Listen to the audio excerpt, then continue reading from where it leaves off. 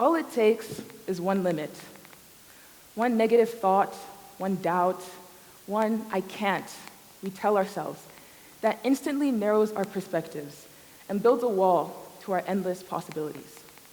When I say limit, what often comes to mind are impossible things like flying and reading minds. And I just did it. I gave myself a limit.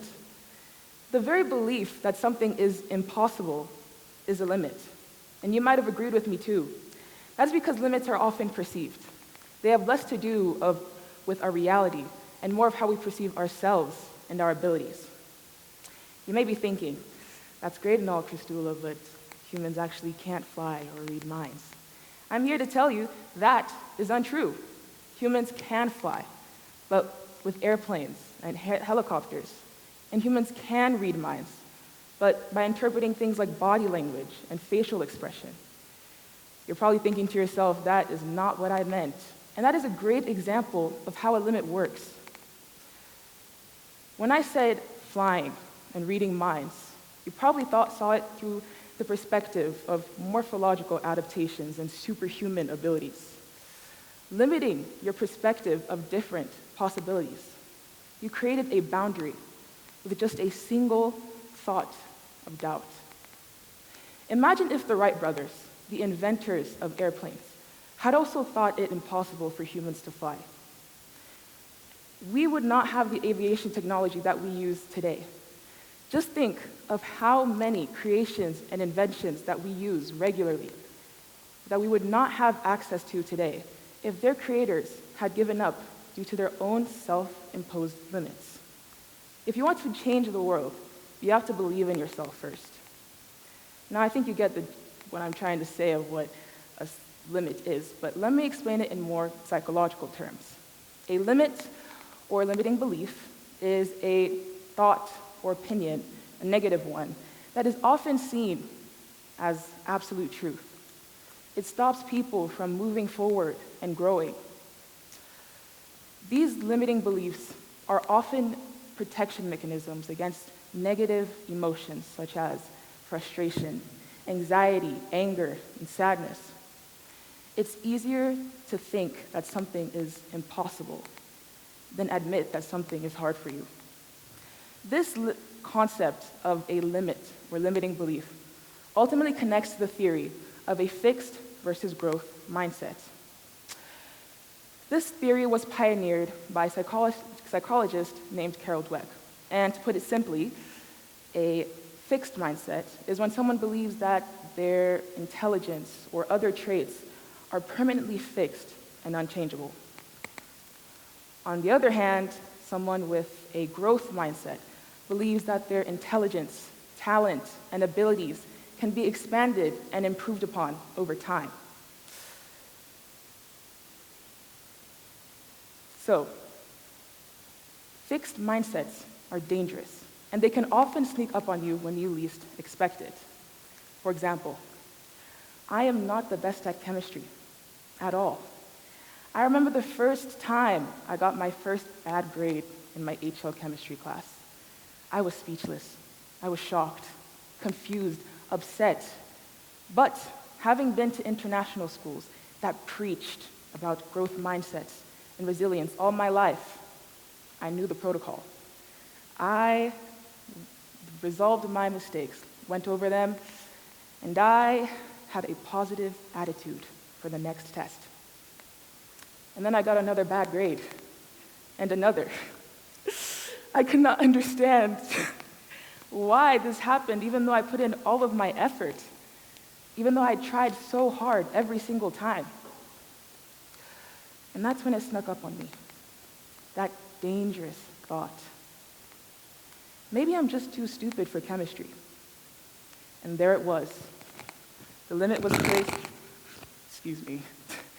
The limit was placed. My mindset was fixed. With a single thought of doubt, I'd convinced myself that my poor performance in chemistry was permanently fixed, that there was nothing I could do to change it. And for several months after that, a thought lingered in the front and back of my mind. Every time I revised, I would think, what's the point? I'm just going to get a grade that I don't want anyway. And this is how a limiting belief or limit works. In situations where confidence is low and emotions run high, it is easy for that belief that your natural ability cannot change to settle in your mind.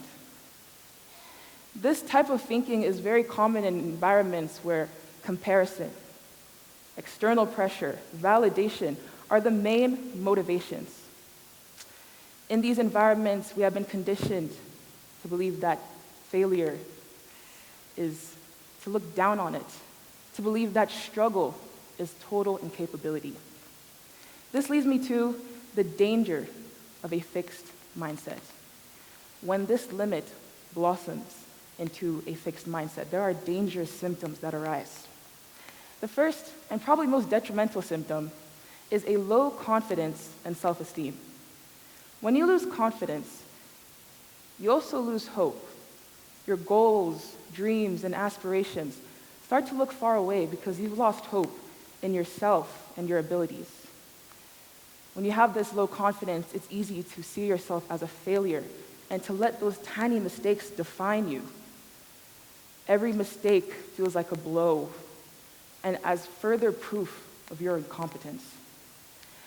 This low confidence also results in a loss of motivation to actually put in the work to change and improve. It's a little counterintuitive, but you think it's all useless anyway. If I suck, then I suck. So why should I try to change that with all my effort? This is what prevents people with fixed mindsets from growing. They're too stuck on the past. Not only are they too focused on their past mistakes, they're too scared of making those same mistakes again. This prevents them from taking action because they not only fear failure, but also those negative emotions that often accompany it, like the ones I mentioned before: frustration, anxiety, fear, anger. When I was researching, I found a few studies. A 2015 study found that 54% of a group of 1,300 high schoolers believed that math ability was innate, fixed. That same group of high schoolers also were reported to have a significantly high math anxiety. Another study from 2007 reported that 40% of around a group of 300 middle schoolers, seventh graders to be exact, thought that intelligence was fixed, permanent, that it couldn't change. That same group of seventh graders also had a significant decline in their math grade over the course of 2 years. Fixed mindsets develop because we want to protect ourselves from those aforementioned negative feelings of disappointment. But they end up doing the opposite. They hold us back, and they keep us stuck in the same place that we were unhappy with in the first place. It kind of goes in a cycle. When you have a fixed mindset, you already have that low confidence. And when you want to try something, you don't try it with your full effort because you have that mental block, that fear that your full effort is still going to fail. So you go in with half effort, and then you don't get the results you wanted. And you feel disappointed, and you lose that confidence in yourself, and you see it as further proof of your incompetence. This leads to the loss of motivation, and this leads to the stagnation of your development and your journey. This repeats whenever you have that small sliver of motivation. You don't give your best effort, bad results, loss of confidence, loss of motivation. It repeats in a cycle. And if you take a step back, you find that you are still stuck in that same place, exactly where you started. It's depressing, honestly, to live with such a mindset, to believe that you can't change or improve, to constantly doubt yourself, to have fallen trapped to that illusion of limits. You feel stuck, lost, and honestly, you feel like that for a while. until you get sick of it. There are so many self-help resources online, ones that talk about how to get how to get rid of a fixed mindset, how to get a growth mindset, how to improve. But these are called self-help for a reason. Because in order to grow and improve, you have to be absolutely sick of where you are right now. What a lot of people don't fully understand is you have to want to change first. Some people will be fully content with staying where they are for the rest of their lives. But those who want to grow will realize that limits are merely illusions, there to keep them and hold them back. For a while, I was stagnant as well. I had that mental block of not giving my best effort in that class. I'd feel demotivated after every grade, thinking of what I did wrong. Until one day, something snapped, and I just was sick of it. And I decided enough was enough, and I made a promise to myself to improve, to get out of this rut. I had to make this commitment to myself first before I could actually improve what my goal was, which was chemistry. So what do you do when you have this epiphany? How do you actually get a growth mindset? I've summarized it in 3 very simple steps.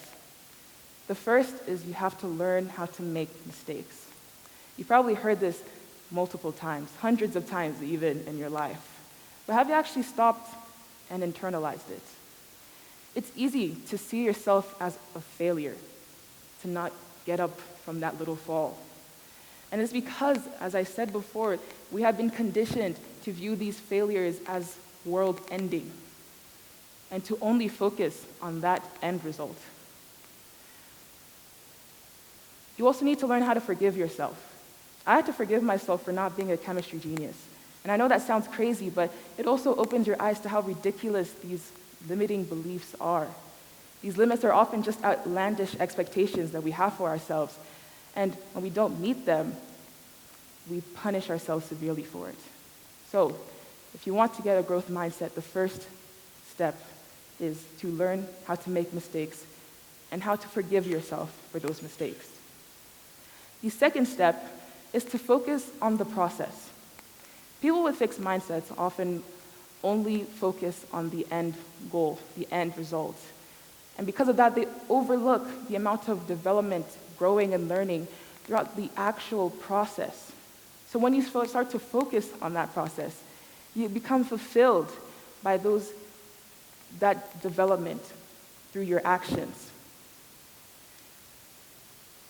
When I started focusing on actually learning chemistry, then worrying about my end result grade, I realized that was the foundation I needed to improve. The third thing is to learn to be uncomfortable. You have to be uncomfortable if you want to improve. You can't get better with doing easy things. I was doing easy things when I was bad at chemistry. I'd always do easy practice problems, passive recall like rewriting my notes. I was scared of asking my teacher questions in fear of seeming dumb.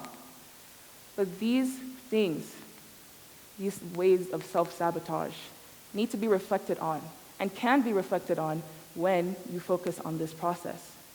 And you can realize then that you need to be uncomfortable in order to improve. You need to get over that discomfort to grow. It is also important to note that effort alone won't get you to improve. You can't just grow with a lot of efforts. You can't just do a ton of practice problems without having that system of review to look at your mistakes and actually learn from them. You can't just kick hundreds of penalty shots and hope that your accuracy will get better without actually looking at your kicking technique. You need to plan and strategize accordingly in order to grow.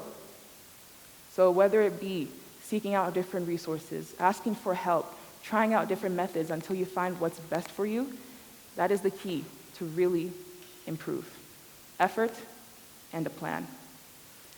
And I did these things.